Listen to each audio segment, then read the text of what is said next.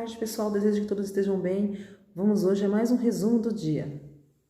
O que vamos aprender hoje? Vamos aprender sobre critérios de classificação da Constituição, classificação da Constituição brasileira, o que é uma Constituição promulgada, o que é uma Constituição outorgada, por que a Constituição brasileira é dogmática. Então, hoje vamos falar de algo muito importante em concurso público também, que cai bastante, tá? É a classificações da Constituição. Vamos ver um pouco sobre como é feita essa classificação? Falando bem resumidamente, a classificação é um recurso metodológico. O objetivo de uma classificação é reunir espécies para um determinado estudo. E toda classificação deve partir de um critério, que geralmente é a semelhança ou oposição de características. Vejamos agora quais critérios foram usados para classificar as constituições. As constituições são classificadas de acordo com conteúdo, forma, elaboração, origem, estabilidade, ou seja, alterabilidade e extensão. Existem dezenas de classificações feitas por grandes doutrinadores, porém aqui nesse resumo vamos estudar apenas as mais comuns que são usadas em concursos públicos. O conteúdo material é adotado por países que defendem que só é regra constitucional o que está relacionado à política, à organização do poder ou organização do Estado. Já o conteúdo formal defende que regra constitucional é tudo o que está escrito na Constituição, independente do conteúdo. No Brasil, a regra adotada é a classificação formal, pois basta estar na Constituição que já é regra formal. Vejamos agora a classificação quanto à forma. Na classificação formal, são adotados dois critérios. Um é a escrita, que é instrumental, ou seja, uma Constituição codificada e sistematizada. A outra é uma Constituição não escrita, consuetudinária.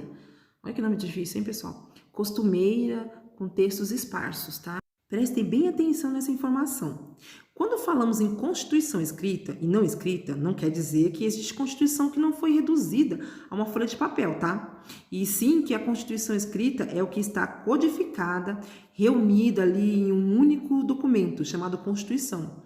Já a Constituição não escrita tem textos escritos, mas não em um único lugar, em um único bloco, denominado Constituição. Não, são textos espalhados que foram surgindo ao longo da história de um determinado país, como, por exemplo, na Inglaterra, onde foi criado em 1679 o Habeas Corpus Act, que trouxe as garantias processuais que criam os direitos para indivíduos detidos. E em seguida também surgiu, na Inglaterra também, a Magna Carta, né? Esses são os exemplos de Constituição não escrita, que também chamamos de costumeira, que é baseada nos costumes. Aqui no Brasil, adotamos a Constituição escrita, pois a nossa Constituição encontra-se em um documento chamado Constituição. Vejamos agora a classificação quanto à elaboração. Na elaboração, existem duas classificações: a dogmática, que é uma Constituição elaborada por um órgão, assembleia, e a histórica, que é formada ao longo do tempo. A nossa Constituição ela é classificada como dogmática, pois em 1987, um grupo de pessoas representantes eleitos do povo, que são os deputados e deputadas, se reuniram em assembleia e discutiram um novo texto constitucional. Então, nossa Constituição ela é dogmática, porque ela foi criada em uma assembleia e transformada em um texto escrito, positivado e dogmático, inserido em um documento chamado Constituição. Já constituições históricas, elas são regras que vão surgindo ao longo do tempo, ao longo da história, né? Como a Magna Carta, o Habeas Corpus et, eles surgiram ao longo da história, mas nunca eles foram colocados em debate, em assembleia, nem reunidos em um documento. Mas eles surgiram e depois de determinado tempo foram adotados como Constituição. Quanto à origem, existem duas classificações, a promulgada e a outorgada. Vamos ver um pouco sobre elas? Promulgada ou democrática, popular, ela é criada por representantes do povo. Já a outorgada, ela é imposta por governante, tipo um rei. Ele põe uma regra, dita aquela regra e acabou. Um exemplo de Constituição promulgada é a nossa, pois ela foi criada por representantes do povo em Assembleia Nacional. Já a outorgada é imposta por um poder soberano, um rei, por exemplo, onde não tem debates, e sim a regra é imposta e ponto final. No Brasil, houve 3 constituições desse tipo. A primeira foi outorgada por Dom Pedro I. Já a segunda foi por Getúlio Vargas e a terceira foi otorgada pelos militares. Mas aí só em 1988 é que surgiu a nossa Constituição atual, que é a Constituição promulgada. Agora vamos ver a classificação quanto ao critério de estabilidade, que é classificada como rígida, semi-rígida, flexível e superrígida. Vamos ver? A classificação de uma Constituição rígida, ela é uma Constituição que a alteração é mais complexa em relação às alterações de leis, tá? Exemplo, na Constituição rígida, podemos alterar o texto da Constituição. Porém, essa alteração é feita de forma mais rígida do que a forma como é criada leis. Por exemplo, aqui no Brasil, para se criar uma lei ordinária, ela precisa ser votada uma vez por maioria simples na Câmara dos Deputados e uma vez por maioria simples no Senado, e já terá aprovação do Congresso. Já uma emenda constitucional tem que ter no mínimo 4 votações para ser aprovada, sendo 2 na Câmara dos Deputados e 2 no Senado, tendo que ter no mínimo 3/5 de aprovação. Já na flexível, podemos alterar a Constituição como se altera as leis. Na semi-rígida, uma parte da Constituição é mais complexa de ser alterada e outra pode ser alterada igual se altera leis. Embora, na verdade, nunca se ouviu falar desse tipo de Constituição, pois só consta mesmo para ser usado como classificação em estudos. Mas se por acaso houvesse esse tipo de Constituição, ela só poderia ser usada em países que adotam a Constituição material. Já a superrígida, elas possuem matérias imutáveis, houve até doutrinadores que classificou a nossa Constituição aqui como superrígida, porém não foi aceita pelos demais doutrinadores, pois a classificação superrígida, ela foi baseada nas cláusulas pétreas. Porém, no artigo 60 do parágrafo 4, não fala que as cláusulas pétreas são imutáveis, e sim que nenhuma emenda tendente a abolir,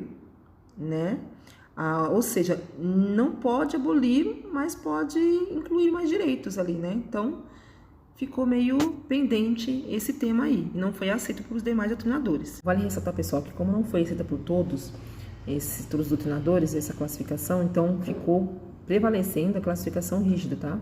Então, quando for em concurso público, vocês podem colocar que a classificação da nossa Constituição aqui no Brasil, ela é rígida. Vamos ver agora a classificação quanto à extensão.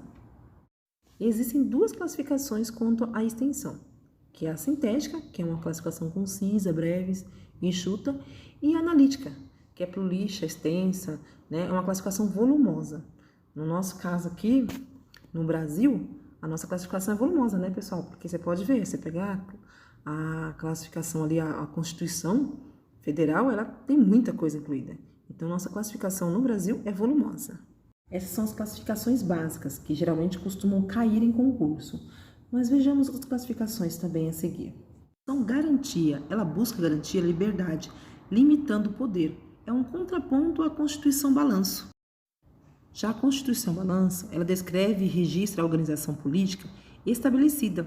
Ela vem da doutrina soviética, inspirada em La Salle.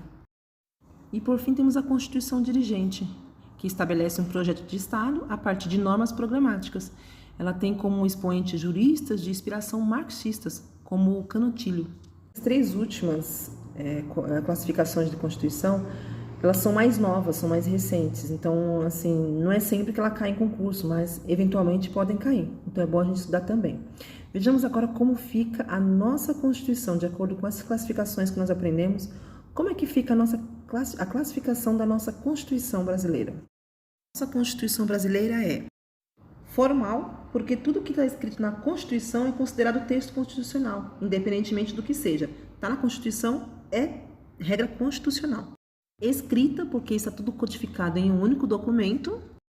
Temática, porque podemos identificar em que época surgiu, em que época foi elaborada, promulgada, Pois ela foi elaborada por uma assembleia. Ela é promulgada porque foi criada de forma democrática pelos representantes eleitos do povo. Considerada uma Constituição rígida, porque sua alteração é mais complexa do que a alteração e criação de leis. É analítica, porque ela é extensa e volumosa. Também como Constituição garantia, porque ela busca garantir a liberdade, limitando o poder. Uma Constituição dirigente, porque ela estabelece um projeto de Estado a partir de normas programáticas. Bem, pessoal, esse foi o resumo de hoje. Espero que tenham gostado e até a próxima.